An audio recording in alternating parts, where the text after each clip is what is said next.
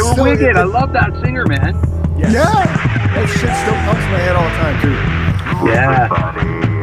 That's how you know it's a good song, man.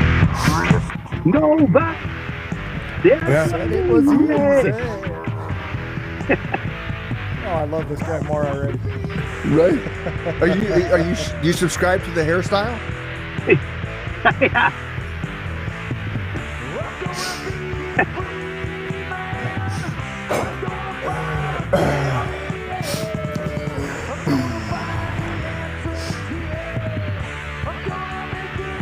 Oh, quietly. Yeah. Yeah. Welcome, Chad. Welcome, Chad. Hey. Hey, welcome to the Chris and Mike Show. He's Mike, I'm Chris, and a portion of the show is brought to you by Riverside FM, the one and only choice for your podcast platforms. Remember, we're live on Twitch, YouTube, and now streaming directly on our website at thechrisandmikeshow.com. And look, Sergeant Dunham just chimed in. What up? Hello, what up, son. Marine? Thanks for chatting. Sergeant Dunham's my son, Chad. Just so you know, he's I love it. He's a United States Marine. Thank you for your service. Absolutely. you can't- Thank you for your service, brother. Yeah, I was gonna say you could see if I adjust accordingly. Nice. Love it. That's the Delta Love it. company he graduated from, so he's a badass. And he's the coolest kid on the planet, for the record. And he was- I believe that. And he was our first guest ever on the Chris and Mike Show. Also a true story. Amazing. Yeah. So it's cool. So you guys were golden momenting while I was getting ready to hop on the show. So why don't you kind of just tell the world who you are, Chad, why you're here? I recognize the name now because the record label is Valier. So now I get it. Did I say that right? Valier? Valier, yeah. Valier. Okay, cool. Right on. As Cool. long as you don't pronounce Valier. it the way it's supposed to be pronounced, like all French, like Valier. Oh, okay. Valier is fine. Okay, cool. So tell us who you are, why you're here, and what we're going to do to help promote you. Well, my name's Chad Valier. I sing for the band Valier. No ego involved. The reason we call it the band Valier is because throughout time, this band saw many incarnations. And every time somebody would leave or quit, or I'd have to have them removed, or it turned into one of those, well, you know, you can't do this song because I co-wrote it. And it's like, yeah, you did, but so did 3 other people, right? Right. Yeah. And so finally the producer, my producer, Sean Gregory, he, brilliant guy. He said, why don't you call the band Valier? And I was like, absolutely not. Not a chance. I hate it when bands do that. I'm not doing it. And he goes, well, how many times are you going to do this? He goes, every time I see you rolling uphill, something happens. You got to start again because you got to change the name, right? He's like, stop doing that. At least if you join Valier, you know what you're walking into, right? There you go. And I mean, yeah, we're very much a democracy. Like we're very, you know, everybody's got their say, but we all just know enough not to step on each other's toes, right? Yeah. You know? Which is and cool. at the end of the day, I mean, I hate to say it, but I mean, I got the power of veto, really. You know, and it's better that way. But I mean, when you're working with guys who are like-minded, I put it this way, I've never had to do it. That's cool. So, yeah. That's Mike had to do it before I joined the band just because the singer refused to turn around and play in front of a crowd of people, so they had to fire him. And then they found me by the grace of, you know, all things rock and roll. And their life changed. Attaboy. And their life can't changed fire forever. You know what was No. crazy, Chad? We couldn't fire each other. That band depended Right. on every member. We knew it. Right. Yeah. There was none of that ego like you just said. Well, that's how I feel about the guys I play with right now. Like we've run into some drummer issues. Like we've just got a new drummer. His name's Mané Ribeiro. But I've been with Joe and Jeff we've been in this carnation of the band for 11 years together. Right. And, you know, when I put the band together in like 2014, it was me and a bunch of studio guys. I was having guys come in and writing with me, and my producer writes. So we were doing all this stuff. And Revolution Fear, the first album we put out, was basically like, it started out as a skeleton put together by me and some studio guys. And then when I brought Joe and Jeff in, I've known Joe since I was 10 years old. Our sisters were friends, right? Wow. And I've known Jeff for, you know, 20 years or something. And Jeff's kind of been in and out of different incarnations, but Jeff, he didn't leave for any bad reasons. Just sometimes life would come up or like priorities, and he'd just be like, dude, I can't do this. and I have to find another guy. But then whenever he was free again, I'd pull him back because, you know, like, I don't think any of us are like these phenomenal, like Dream Theater type musicians. But whatever it is we do together, we do it really well. Yeah. Right. You know? And the thing is with me and Joe and Jeff is it's like, because we've been together so long, we speak the exact same language, you know, and we're not afraid to go, that sucks. You know, like that's not good enough. Or and we don't do it like assholes. We just do it like, you know what I mean? This, you know better than that, or you know what I mean? And I'm not feeling that, you know, and then we get guys, you know, we've had a couple drummers and the cool thing is, aside from one drummer, we're still friends with all of them. You know what I mean? Because we don't leave things on bad terms with people, and I'm just not a shitty guy. You know what I mean? That's like, cool. That's cool. If it's not working, it's not working, and I don't want to hold you hostage in something you're not happy in, right? Yeah. So I have a question. We had a bad instance with the. Sorry, go ahead. Yeah. Well, no, because I don't want to lose my thought. I have a question about, like, you can change. No offense, Mike. But you can change guitar players and bass players, right? Because they just kind of you learn the songs. But, I mean, you know, okay, but you follow me here, okay? Like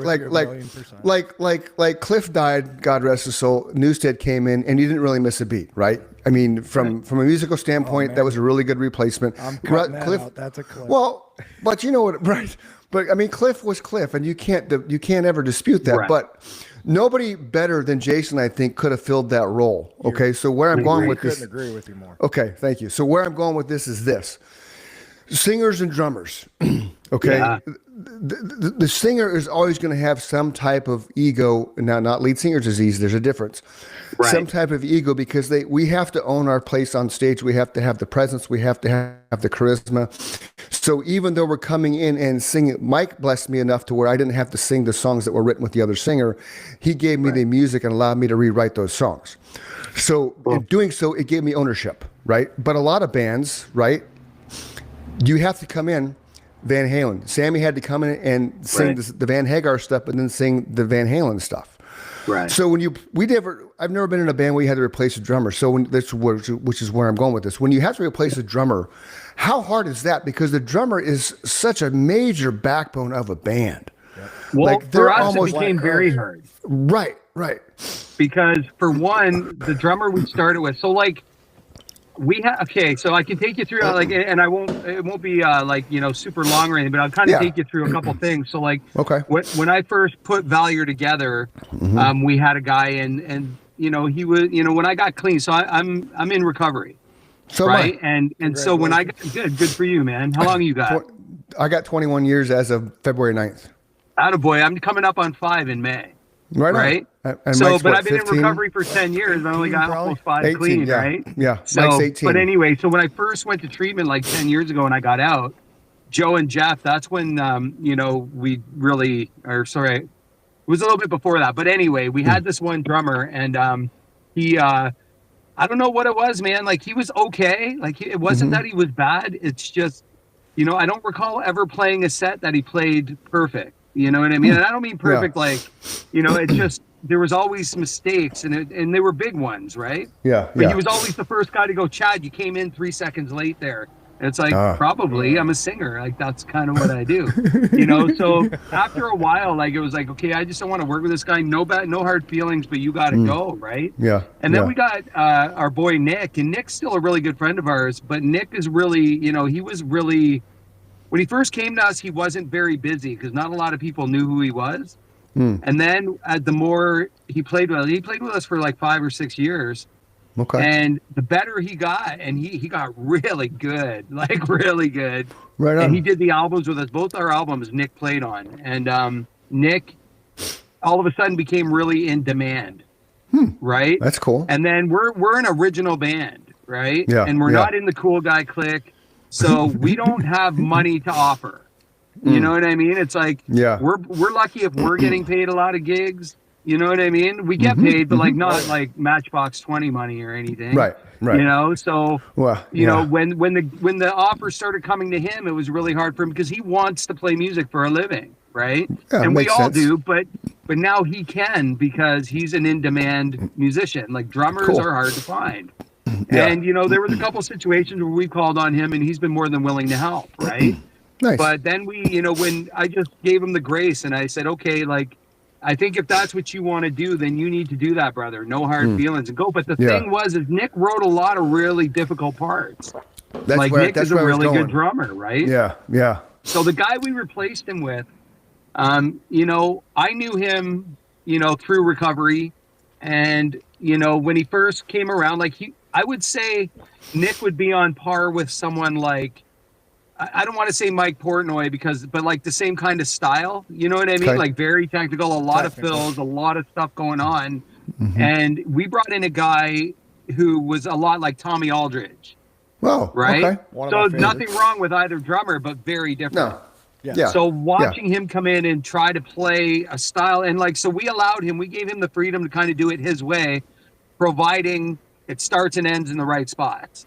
You know what I mean? That's fair. But when that happened, the ego with this guy just off the train. Like I was just like, Really? what is up with this guy, man? And like the level of toxicity and negativity this guy brought, like the first few months, couldn't ask for a better guy. And as soon as he got comfortable, man, and I knew this guy for a while. Yeah. You know, like he just, you know, I don't know like what he thought, like he wanted to come in and kind of run the band or something. And I was just like, and then he, you know, I missed a rehearsal one time because I was sick and they rehearsed without me. And he went to the guys. He just told them basically like I was a piece of shit and we need to do. Yeah, I was just like, oh. So, and he thought like, I don't know. He thought these guys I've known for 20 and 40 have years. You checked the name of the band you're in, brother? Well, and I said that to him, right? And here's the thing, and I never let spirituality or politics affect my friendship with somebody. Like, I don't care who you vote for. I don't care who you pray to. Agreed. Right? I will decide where you fit in my world, right? That's how that works. And I don't want to talk about the United States' shitty government. I could care less about it, right? I know it affects me. I know all that stuff. But if a Canadian is sitting here and all he talks about is Donald Trump, then there's a problem, right? Yeah. And it's like, I don't want to talk about your shitty government. We have our shitty government. Right, because here's the thing. Here's the thing. We're not changing each other's governments. Like, and so if all we do is consume our thoughts and want to argue about it, you got to step back and just let the governments do what they do because we're nobody. We're these tiny little at what point, fishes, at what this point have giant you ever pond. seen? At what point have you ever seen a conservative and a liberal sit down and go, "Wow, thank you for changing my mind"? Right. It's just like what? The only what? here's something I saw the other day. You remember who Jesse the Body Ventura was from wrestling? Of course. Okay, Yeah. and then he was the governor of Minnesota, I think. Yep.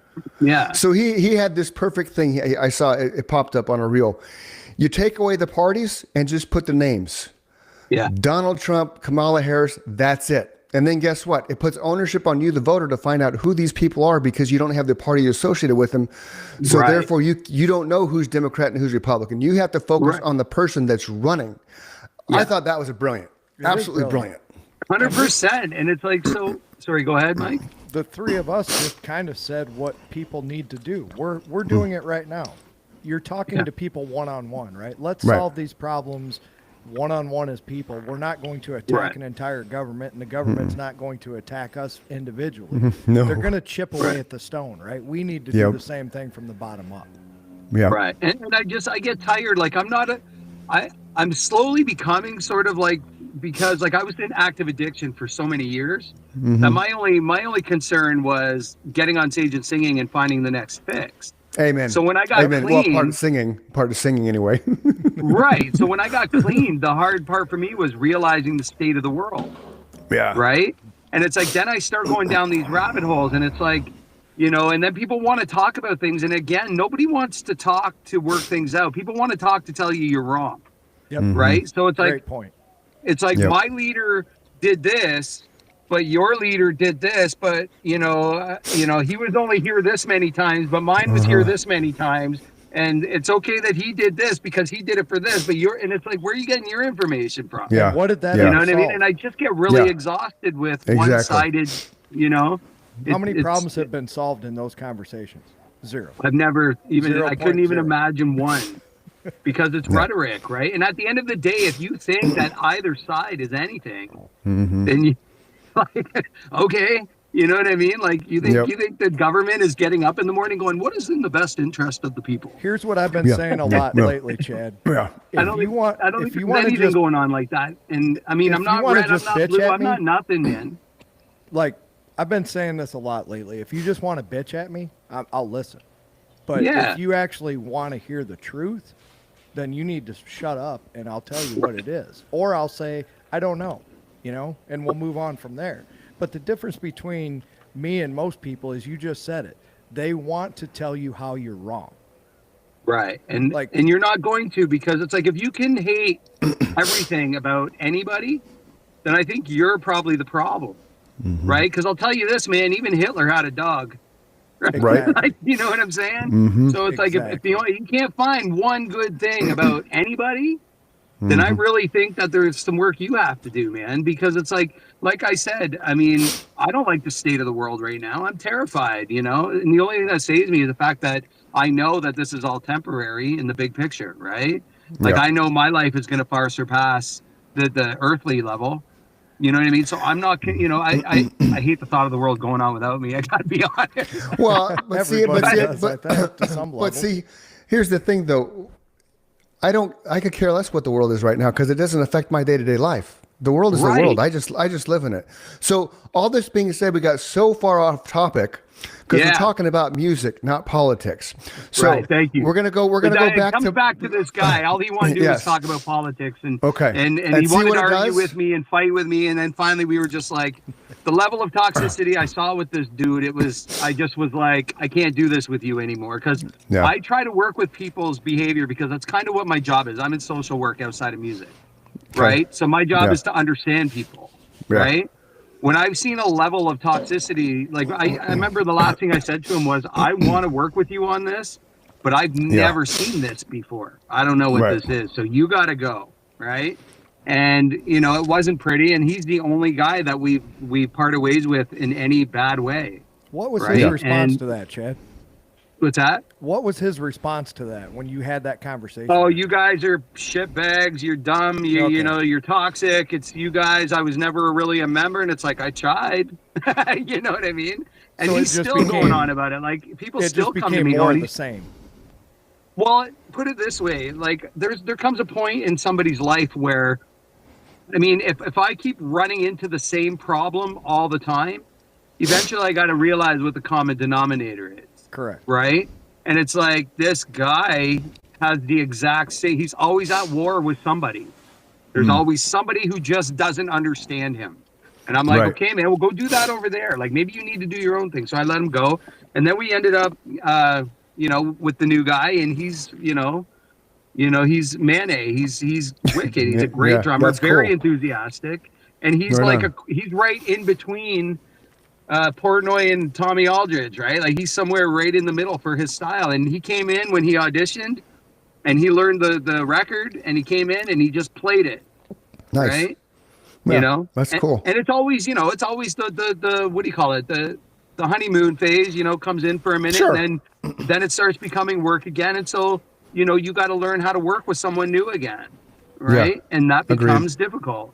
Because it's like, we do it this way, and then we bring in this guy, and he wants to do it away, and we're going like, hey, wait, no, like, this is ours, but we want to give it to you, but we don't want to, you know what I mean? So we got to figure that out, right? But we've come to a really awesome place, and I really like it. Yeah, but drummers are hard, man. They are. Yeah, that's kind of where I was going with it, because again, singers and drummers, they have to have so much of themselves put into the music, especially from a recording standpoint, writing standpoint, even more so from a performance standpoint, that to me, if you have to replace those two elements in a band, that's got to be the most difficult pieces to replace, because there's so many levels to being a singer, but there's so many levels to being a drummer too. And people out in the public watching the bands don't realize how intricate a drummer truly is when it comes to the creation of music and the following the beats. I mean, Scott would change something on a song at rehearsal, and I'd be like, holy shit.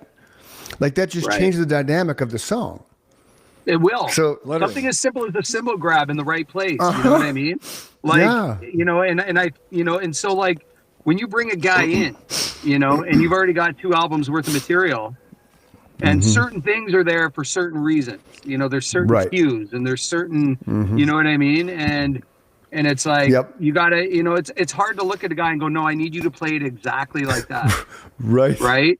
It makes me feel bad to do that, but there's some parts where it's like, this is non-negotiable. You have to, though. You have to, though. Could you imagine going into Tool and doing things your way? No. It wouldn't work. It just wouldn't Well, and you can't replace a guy like no. Danny Carey anyway. You just No, can't. well, that's kind of like Rush going on tour without Neil Peart. It's not Rush. Fuck off. I love Geddy. I love Rush. I love Neil. I love them all. Right. But You call it can't what go it on is. tour. You can't go on tour without Rush, without Geddy, without Neil. Yeah, You can't go on. Zeppelin's not Zeppelin without Bonham. I don't care if his son Right. plays or not. It's not Bonham. It's not Bongo or Right. Gonzo. It's just Go ahead, You Mike. can't call it Van Halen anymore. You know. No, it's Van Right. Hagar. Yeah. And you know It's what straight- though? Like the cool thing about that kind of Oh, stuff is, you mean with Eddie? If they go back without Eddie, yeah, that's not Van Halen. Yeah, you Yeah, couldn't recreate Van Halen. You Yeah. can't recreate Led No. Zeppelin. You guys are right. No. There's just certain members of certain bands that The Doors. They're You can't be the Doors. you Yeah. can't. Oh, be the did you Doors. hear the albums they did without Jim Morrison? No, because that's how bad they were. Yeah, it was terrible, man. I did it just out of curiosity. Did it ever suck? Yeah. Like You just- beyond suck. Like unlisten, almost like put it in a worse than Saint Anger. Wow.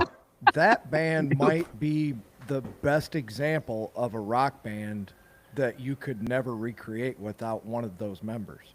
They Right. they Well- were so unique to each other. Right. You had a flamenco guitar player, a jazz drummer, Yeah. poet, and a Yep. classically trained pianist. Well, That that's also kind of played the how I organ. feel with Joe and Jeff, and thank God I've never had to part ways with them or replace either of them, because sadly, and I don't want to say the drummer's expendable because that's not what I'm saying. It's like, but we've had Right. no choice but to. You Yeah. know what I mean? So it's like Yeah. we learned that we can, but the Right. thought of replacing Joe or Jeff for me, it wouldn't make sense. You know what I mean? And being the singer of the band too, I noticed like a lot of articles get written about me because it's my name, it's me.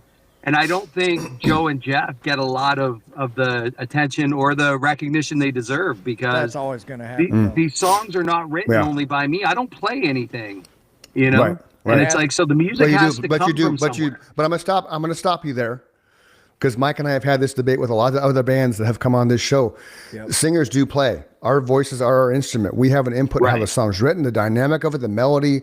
We do have an instrument. It just happens to be our body instead of an extension of our Well, body. he said it earlier. The drummer's going to yell at you if you're too far inside or outside of that one at every measure. Right. Because you And you you know, can, and the you thing- can screw up the flow of the song for sure.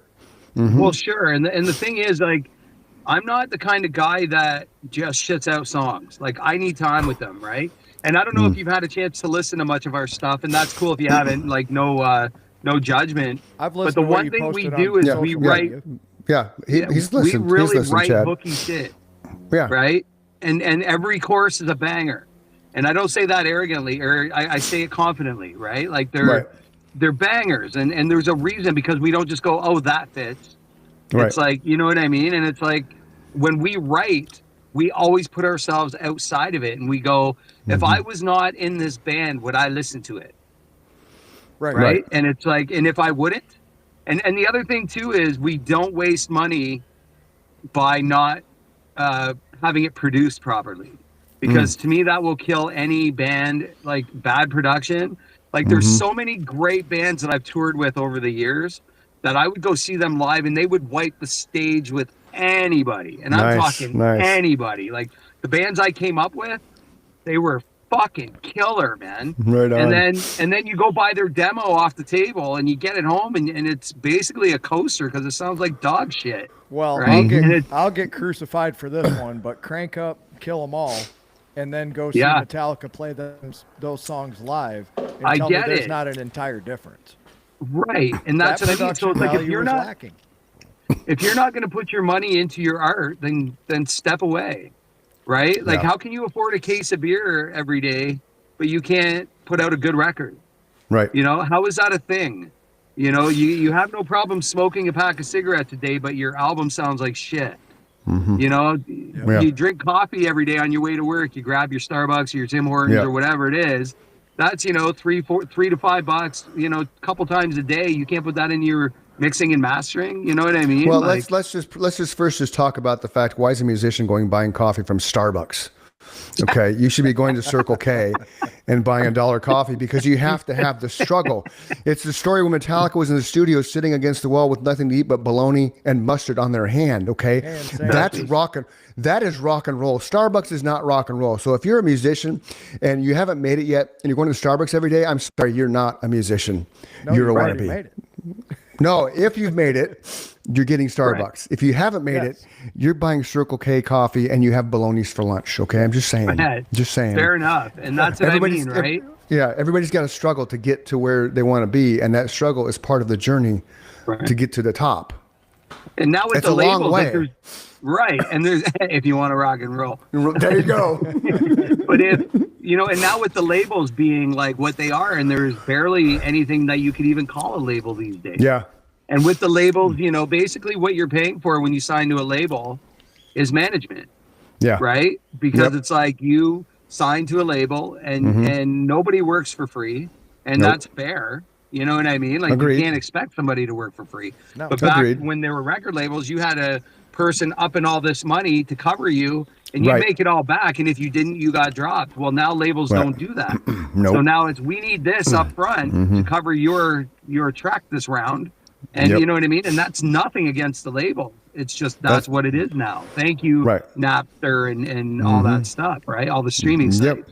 Yep. People didn't understand why Napster was, why Metallica was fighting with Napster. And I'll tell you, I'm a huge Deftones fan. I love Deftones, right? And Yeah. their first two albums together, and their second album is one of my favorite albums of all time, Around the Fur.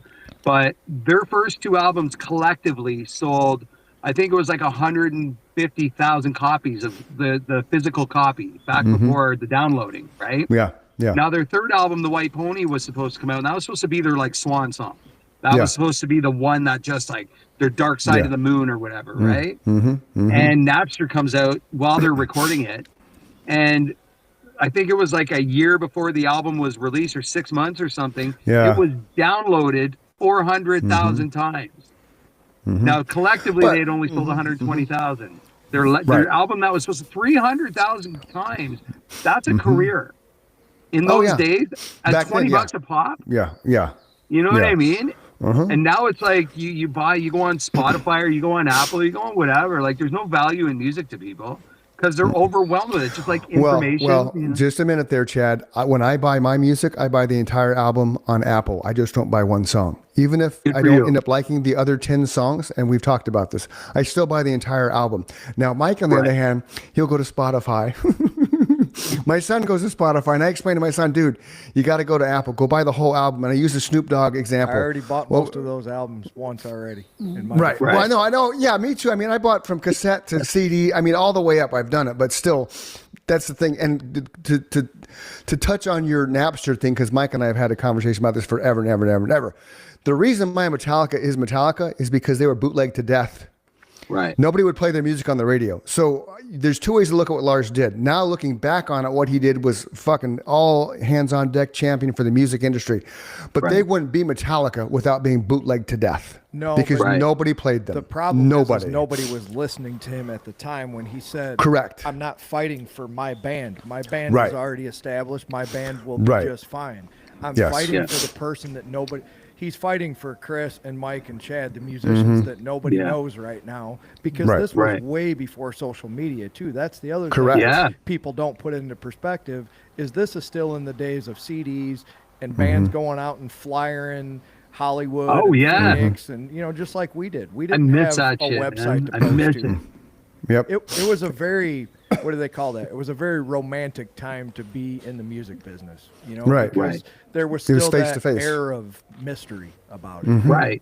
Yeah, we've talked about that too. When you go see a band for the first time before MTV even came out, the lights go down and the music starts and the chills when the lights come up because you see your musical icons for the first time live and it's like, holy shit, they're real.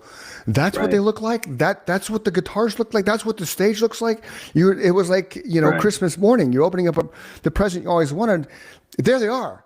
MTV Right. took that visualization away, right? Well, but and it the other also thing- built empires of musicians and bands because of it. Well, and the other thing too is it's like, I remember when I was in high school, I knew maybe 3 guys that were in a band. Yeah. Right. And I don't think I knew anybody. There was a time when it required you to learn how to play your instrument.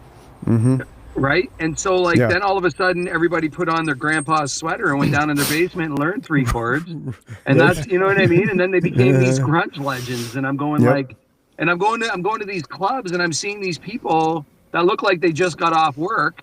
And don't get me wrong, we got some great music out of that. Like, I mean, you got Alice in Chains, you got Soundgarden, you know, there's the rest I really didn't care about. You know what I mean? But as far as that goes, it's like when everybody all of a sudden, like, here's the thing, you can have Pro Tools in your living room, but you can also have Photoshop on your computer. But, you know, that doesn't mean that you take great pictures, you know, and even if, you know, you still have to know how to use the program. Exactly. So if you're just shitting out this music and running it through Pro Tools thinking you're doing good, you got to know how to catch those moments, right? You got to catch that right curve. You got to catch, you know, just like the picture. You can edit it all the shit, but it, you know, unless you caught that moment where the, you know, the little butterfly is landing directly on the flower at that perfect moment, that picture doesn't mean anything, you know? Nope. Like, listen to Slave to the Grind by Skid Row. Okay, well, I want to talk about value. Okay, we've had this going. We've gone in all these political directions, man. I need to be the drummer and put you in check, Chad. All right, relax. Okay, we got a half an hour left, and I want to promote your band, where you've been, where you're going, what you have coming up in 2026, where people can find your music, all the things, because that's why you're here. You're talking to 2 musicians that are all about helping other musicians like yourself branch out. Obviously, I'm assuming you're from Canada because you've used words like bangers, which is awesome. We love Canadians. So you had to feel my love for the Rush thing. Like, you're not on tour as Rush anymore, so stop it. Before we I want a real quick answer, yes or no. Are you excited about Triumph going back out on the road? I am. Okay, because I'm not. They're too old, man. You can't do the songs justice. Yeah, I think it's just because they're doing it. I know, but I've seen clips of it. I just don't tarnish the legacy, man. Don't tarnish the legacy. Fair. Like, I love Triumph. I have them in my playlist. I love everything they did. But it's like, dude, just just come on. It's, you know, you reach a point in your career, you just got called a day, man. David Lee Roth, fucking hang it up. Oh, Klaus dude. Meine of the Scorpions, hang it up. Terrible. You just can't do it anymore. So off that soapbox now. Is the website, what is it, Valier.com? Yeah, we haven't got that up yet. So it's just all the socials. So all the socials we have, like Facebook, Insta, and you know, some of it's it's all Valier. You just got to look that up on everything. Okay, so I'm gonna tell you right now, get your website. The reason why Mike built our website over Christmas and the amount of growth we've achieved online presence wise is phenomenal. Cool. We got our graphics phenomenal. guys doing our website right now. Yeah, So. and make sure on the website, which you probably know, but we've had a lot of bands on here that don't have websites. Like, you got to have your booking dates, you got to have merch, you got to have the ones that have it. It's fantastic, because then while we're having a conversation, get yours done, come back on, because then I scroll through the pictures and stuff. I scroll through all your merch and stuff while we're having a conversation.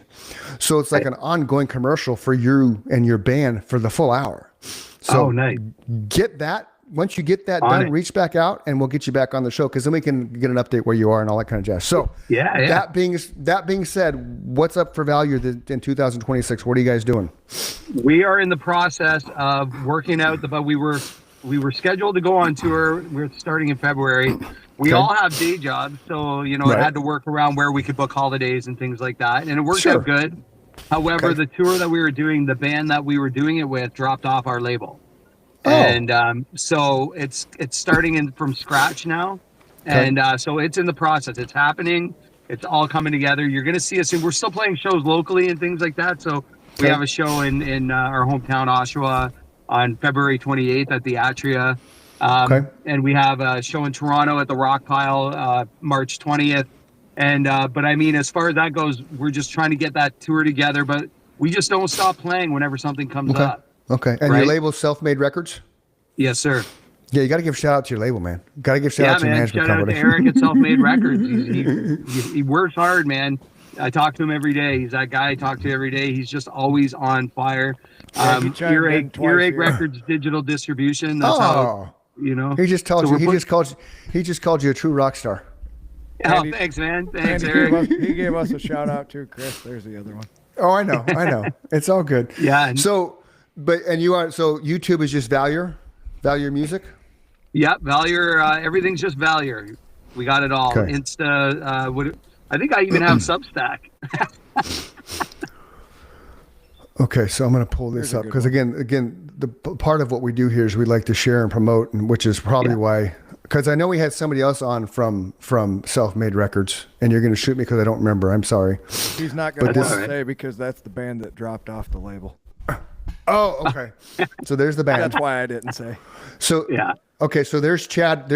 I love the haircut, man. Baldman Unite. Thank you. Yes. That's what I was getting at earlier. I wanted to make sure you subscribed. That you subscribe to the way of life, man. Because I did this, dude, when nobody was shaving their head, and we got booked at a Skinhead concert, and we fit right in, and we were like, "What the hell did you book us on?" Just because the way I looked, and we still won them over, and then we never did that again because it's like I don't think so. Yeah, that's not our company thing. You want to be keeping. No, just because I look like this doesn't mean I'm. So this is invitation to chaos. Yeah, this is, you know what's cool about this video, what I love the most about it, is all the live footage was filmed by fans. Cool. Right? So some of it is really grainy, but I didn't care. I was like, no. I love that this is as gritty and dirty. It's like an old school video, right? Yeah. And I was just really excited to put that together. And then we have Human God coming out, I think, next month. And we did the video for that one too. We were gonna do one for Suffer, but all the footage we got to put together, we may still do it, but we're just kind of trying to. The footage we got didn't work out as well as we'd hoped. Okay. And we got a bunch of live stuff, and it wasn't even like good enough to be grainy. You know what I mean? Yeah. But the cool thing about Suffer is we had Mark Rizzo from Soulfly play the lead on that track. Oh, awesome. Sweet. Yeah, we ended up opening for him in Toronto, and he watched the set and he just reached out to me after. He's like, "You ever want me to play a lead on that? Let me know." And I said, "Okay, here's the song." Yeah, come on down. I wasted no time, and then he did it. And then there was talks about, because his I don't know if it's his wife or his girlfriend. I don't know if they're married or not, but she does a lot of videos for people like the Butcher Babies and things like that, right? Okay. So there was talk about her doing a video for it, but you know, the budget, I'd have to go out to the States, and you know what I mean? It's a lot of money right now for us to do something like that. Okay, so as this video is playing, point out who's sitting next to you right there Jeff, playing. Okay. And that's Joe. That's Joe. Okay, so those are the two you referenced earlier. Nick is actually here because he did that's Nick, the guy we that was with us for like 6 years, and he's in the video because he did the album, right? Okay, the drummer. And, okay. When we did this album, we hadn't had Mayonnaise yet. Right, so we're just goofballs when we hang out, man. Like we just always have so much fun. There was a band in that room. It's funny because there's a band in that room doing like really, really crappy beats, and it just Jeff would just like listen to this horse shit. Yeah. Remember when we were talking before the show, Chad, and I told you that I can just look at someone and almost tell you exactly who they are? Yeah. I saw Nick for a 1/10 of a second, and I knew I wouldn't like him. Oh yeah. I'm not kidding you. I love Nick. It's something of it's the aura. I can see their aura, right? It's if like, you talk to him, you'd love him. Maybe as a person, but not as a musician. Yeah, he's good at what he does. Yeah. What was I gonna say? Yeah, and this, like, some of this footage, this is cool because I don't watch this all the time, right? So I'm seeing things, and this was us. Sometimes we like to end the night sometimes with The Trooper by Iron Maiden. Oh, right on. We don't do covers. Like, we're not a cover band, but we like to just switch it up once in a while where we, like, surprise the crowd, right? So when we come out and we do The Trooper, the place goes, like, nuclear, right? And then the fact that I can sing it definitely helps, right? Yeah, you got to nail that one for sure. Yeah. And we do, sometimes we'll do Cochise as well. Oh, that's a good one too. Yeah. And we do that really well. I love that riff. The one thing about us, man, even if you hate us, like if you didn't like us at all, you can't deny that we're good at what we do. Yeah. Right? Yeah, this is a cool video. It is, man. I really like it a lot. Very well edited. Yeah. Sorry, my wife texted me. I have to respond to my wife. Let's give you some volume. Yeah, we don't stop up there, man. We don't stop. We'll give you some volume again.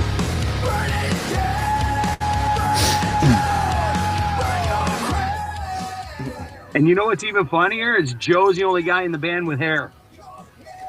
There's nothing wrong with that. Somebody's got to have hair, you know. The Italian always in him, bald. man. He's got lots of hair. You can't always be. Yeah, not everyone can be bald. You know, that's. Then you go back to Take the Skinheads Bowling song. You know, it just doesn't work. Well, not everybody has a nicely shaped head either. You know, some people This have is a true. Herman Munster Right. head. That's amazing. Yeah. That's amazing. Every time I was sad about losing my hair, I thought, well, you know, at least it's round. You know, it's not Yeah, flat. right. Yeah, I'm pretty blessed because my head's not all misshaped. That's for sure. Why did we go from Valier to a screensaver? That's fucked up. Yeah. Did you see that? I went from Valier to a screensaver. Like, how does that happen? That's the dumbest thing ever. I thought it would have taken us to your next video, man. So You'd hope dumb. so, right? So dumb. We Oh, got shit, I some can't stuff be in from full before mode up yet. there. We got Beneath the Machine and Fall Too Far. Fall Too Far is a funny video because I recorded that before I got my license back. And the whole Okay. video is me driving around my hometown. Oh, We're Right driving on. around and like I'm passing, and the one spot we had to keep going by was the police station. oh, fun. That's fun. I'm like, of course. Cameras all hooked up to the van, like we're beat bags, man. That's funny. Hold on.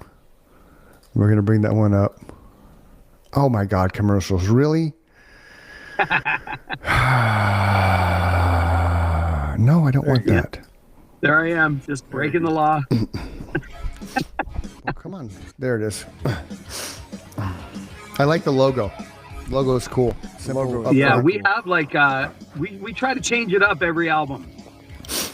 Really? Yeah, we have one that's all fire and it looks really cool. That's kind of our go-to. But for Okay. every album, we try to switch it up a little bit. Right on. I like your voice, dude. We kind of have the Thanks, same. bro. We have the same tone. Like the song that we Cool. started the show. The song we start the show with. That's Mike and I. That's our band Nemesis. Well, To give you an idea. when you when we're done here, send me links to your music. I'd love to check it out.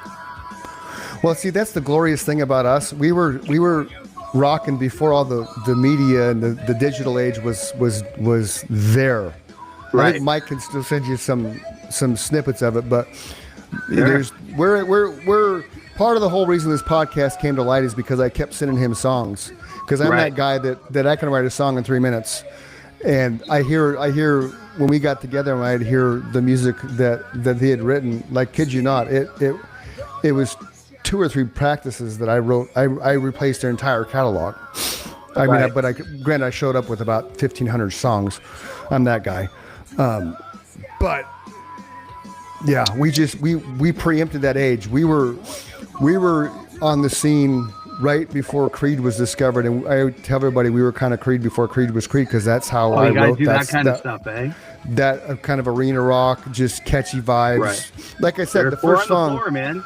Right. The song you heard for our intro is our song Free Man. And then when you watch the episode, when it's produced, the last song is called Listen to Your Sin. Both of those Right. were written in the 90s and they're still relevant today. They could still be airplayed if they were at that level to do so. Like, Right. It's kind of cool about that aspect of it. Right. So Valier, you can find you anywhere. Just Google Valier, which is what I did. And all your socials come up. Beautiful. Beautiful. All your videos. You got a YouTube channel. You're doing some tours. You got a show in February, a show in March. Both are in Canada, eh? Yeah, Canada, eh? Yeah. We're working on stuff for next year. Like next year will be more like out of the thing. It's kind of Okay. a soft run, you know? We're Yeah. gonna play like closer and then next year we're gonna plan for bigger, right? Right on. So how nervous were you driving past the police station every time? I was shitting my pants. I got my license back now, so I mean hypothetically if I had no license back then, Right. I would have been very afraid. Right. I dig Yeah. I did complain on the rocks because the water seems to be going super fast, but it's not really going super fast, is it? Was it a Dude, fact?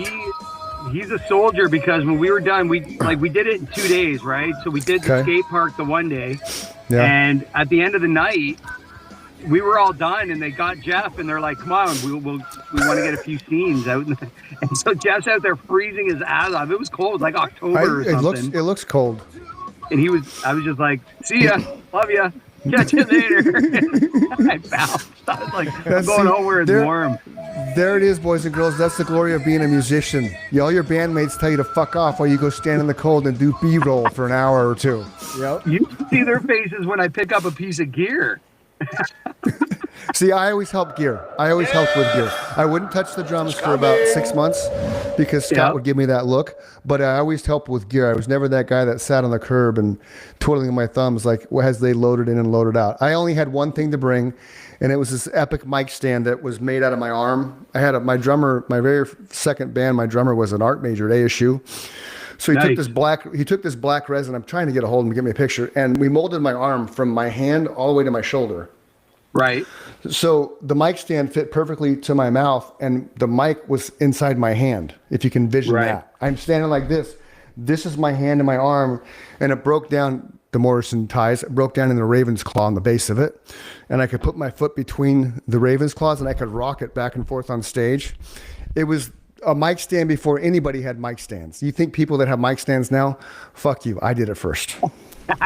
Well, what's the one? The guy from Five Finger Death Punch. His mic stands. It doesn't matter. It doesn't matter. Mine was better, and I did it first. Okay. At least 15 or 18 years before that. If I make my way out there, or you make your way out here, we're playing shows together. That's going to be a thing. Yeah. I shaved my head before anybody. Everybody's like, "What the fuck are you doing?" My bald cap ripped for a play. It would take 2 weeks to get it. I'm like, "Fuck it, I'll just shave my head," and it's kept since '93. I should have band practice. Mike is like, right?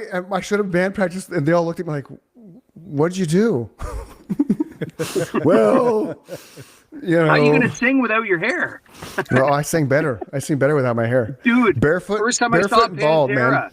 First time I saw Pantera, and he come out.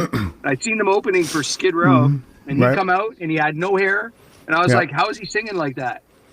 I was just a kid. I'm like, he's got no hair, man. He's not cool. But he come out and he said, "Dude, I've never seen anything like Pantera." Okay, but see, that's that magic moment that was taken away from media. The first time you saw Pantera, you were just like, oh, you know, life changing. Right. That's what I'm saying. That's what's missing in the world today. Yeah, and Mike and I have talked about this all the time. Everybody in this generation moving forward is never going to have that. They're never going to have that experience of standing in a Coliseum waiting for the band to come on they've never seen before. They just heard on the radio. Oh, and man, there they are. I'm telling you, there was so many bands like that. You know who did that for me too was Mudvayne. Oh, sure. I walked into Ozfest and I was just like, what the fuck is this? Mm-hmm. Right? And I was just like, and then boom, like I'd heard Dig, and Dig was like epic. And I'm like, there's no way they're that good live. Like, there's not a chance. And I was like, proven wrong. Yeah. Yeah. Yeah, it's amazing seeing a band live, especially even nowadays. I think if you see a band for the first time live, you're still going to have that moment of awe. But I think some of it's taken away because of all the social media, and you can see what they look like, and there's so many avenues to see them playing live and stuff. It kind of loses some of the mystique. Prince was famous for like, I don't want nobody can have a phone in my shows. Yeah. Like, don't film me at all. Yeah. So you can't find a lot of stuff. Bootleg stuff of him live. Mike way better. Right, because then you still have that element of, damn, that's the one I wish I would have seen live. Mike saw him live, so I'm super jealous about that. And he has an amazing story about that. But, you know, we don't have enough time for that story.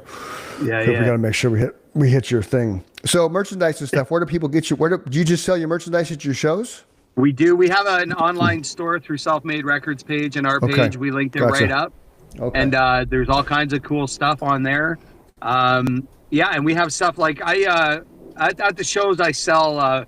We sell merch, and I also sell my book. I put a book out in August, right? And it's kind of a tell-all book, and I sell that at the shows too, right? So yeah, we got all kinds of stuff usually happening merch-wise. So the tell-all book, it's about how to make tacos from scratch without using quesadilla. 100%. And like, use the wraps. Right? Okay, so there's Valier. There's you. Come on, open up, Valier. Let's go, man. I got to go up here and click it. Oh, I do. Okay, so there's your links. Yeah, man. Okay, so you have a website in a sense. You just got to drive them to the label, which is cool. So there's your tour stuff, the merch store. Let's go to the merch store. Oh yeah. You see what are you seeing on the page? You seeing the merch store? Nope. I'm not seeing it yet. Okay. All right. Are you seeing Is it there It'll now? come. If you build it, it will come. Well, because I got to change what I'm sharing. This app is this program is cool, but sometimes it doesn't let me bounce between pages. There's a lot of cool stuff in there. Some there's the cool merch. hoodies and stuff. Yeah. There's the merch store. Yeah. You can buy the blood-soaked album. The album's not even out yet. You can buy a blood-soaked album. Okay, how's it blood soaked? It's got like blood splatter on it. Sorry, not blood-soaked, blood splatter. Oh, so Right? I gotta change again. Why is it going to? Okay, damn it. Because it's opening up a new page every time. I know. Hold on. You guys keep talking about stuff. I'll get there. That's I'll get what I do there. on stage sometimes. I'll be like, hey, what's up? You guys like stuff? I used to give away True Story. I'd give away free pitchers of beer. So we'd come out and play our first 3 songs back to back to back just to have everybody like, what the fuck is this about? And then because of that, they were just captivated by us immediately. So then I'd be like, who wants a free beer? And the crowd would be quiet because nobody did it. And I'd look at Mike, I'm like, fucking kidding me? I look back at the crowd in a kind of a just like, okay, really? Who wants a free beer? And then all of a sudden everybody's like, wow. I'm like, okay, you, the loudest person right there, go see such and such at the bar. I've already paid for a pitcher of beer for you. And then from that point on, when I say that, then it got word of mouth to where then I would just close my eyes. Who wants free pitcher of beer? And they would all scream like, all right, you get a free pitcher of beer. And then they shut me down because then they said, you can't buy beer for somebody. It's illegal in Arizona. So they have to blah, blah, blah, blah, blah. I'm like, okay. Is that so true? I would just, It's illegal to buy somebody a beer in Arizona? If you're an employee of the establishment, and we were considered an employee of the bar at the time. Because you're playing, right? Yeah. So we got around it. We just ended up, they'd got the pitcher of beer and we'd have one of our band friends go up and give them the cash in lieu of the pitcher cost. So it still worked, or just slip it to them on the way to the bar. Keep them interested. But we'll do that sometimes. We'll give records out, or we'll throw you have to. You know what I mean? Or throw a T-shirt out, like wear one and take it off T-shirt, and give stickers. it to them. Yeah, man. I wouldn't go that far, but I would stickers and T-shirts all the time. We'd have 100 T-shirts, and after about 6 shows, we had no T-shirts, and so we have to make more. But that's how you did back then. That was a big deal for us to have merchandise. You couldn't just go on a website. Well, it's expensive, right? Putting all that money up. Super expensive back then. Yeah. It's because shirts aren't cheap, man. No. Well, now you can buy the cheesy ass. I've seen stuff online like the Gildan T-shirts, all cotton, heavy, fucking stupid shirts. You get 100 of them for $400. Okay, so they suck. Yeah. Nobody's gonna wear them. Right. We want that artificial fabric that it adheres to our body and is breathable. That half of a world has died because of what it costs to make these. We want stuff that destroys the environment but feels and looks really good. We're not about sheep anymore. Fuck the sheep, man. Let's get that weird rayon type polyester blend. That, China's skies are black because of it. I want the little shirt that kids sweats for me. Right, the little kids got to sew the sleeves because their hands are so tiny. The real American products, man. They're made in Mexico. Here's a nickel. All right, so we'll wrap this up. Valier, just go Google Valier. You're gonna find them anywhere and everywhere. All their socials. Go check out their music on YouTube because it's badass. Your music, thanks, man. Yeah, on it was really cool hanging with you guys. Yeah, on Selfmade Records. Is it selfmaderecords.com? I just Googled Selfmade Records. LLC, I believe. LLC, Selfmade Records LLC. Google that too, because then you can click on their page on the website itself and get all their merch and all their updates and all their things. Yeah, man. Go follow them. They're good guys. You've spent an hour with Chad here. We had some pre-show with them. Dude's fucking super cool. Selfmade Records is cool because they've given us a couple bands. So keep bringing us bands. We love to promote your artists because you're cool as fuck. Absolutely. Anything else you want to add, Chad?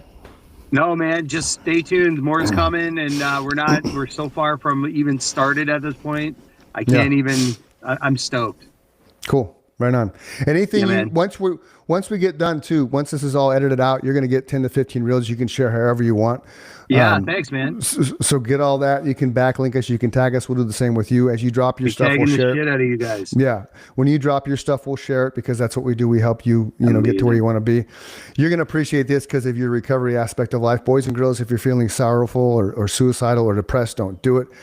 Go scream in a pillow, go journal, go run, go work out, go do something to change your mindset. Find somebody to talk to. If you cannot find someone to talk to, text 988. Somebody is there waiting to talk to you, to help talk you off that ledge, to change your mindset. You don't want to be that person that leaves a hole in somebody else's heart because you don't wake up tomorrow. So don't do that. Somebody does love you. Somebody will miss you. So remember that. For the Chris and Mike Show, I'm Chris. He's Mike. This is Chad Valier from the band Valier. Until next time, peace and love. See ya. Amen. Appreciate your time, Chad. We know it's valuable, man. Thank you so much, guys. I can't wait to see you again. Thanks for coming on, brother. Absolutely. Don't leave.